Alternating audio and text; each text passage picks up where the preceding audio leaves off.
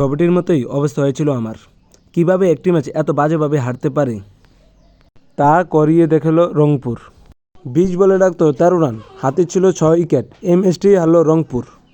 Toss হেরে বল করতে নামে রংপুর। মাঝারি মানের একাদশ নিয়ে খেলতে নামে রংপুর।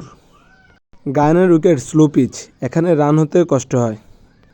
রংপুরের বোলাররাও পিচটি কাজে লাগায়, এমনকি 132 রানে তাদেরকে অল আউট করে দেয়। জ্যাক চাপেল 23 রান দিয়ে 5টি উইকেট নেয়। হামস্পেয়ারের হয়ে মাসুদ 56 রান করেন। রিশাদ এবং সাইফুদ্দিন একটি করে উইকেট পান। বোলাররা এত ভালো শুরু করে দেওয়ার পরও ব্যাটসম্যানরা ম্যাচটি জয় করতে পারেনি। রংপুর ব্যাট করতে নামে ওপেনাররা ভালো শুরু এনে দেন, কিন্তু রংপুরের ম্যাটসন 26 বলে মাত্র 15 রান করেন। তারপর রান আউট হয়ে যান তিনি। তার এই ধীরগতির ব্যাটিংয়ের ফলে রংপুর 10 ওভারে 69 রান করেন। খুশদিল শাহ 20 বলে 25 রান করেন।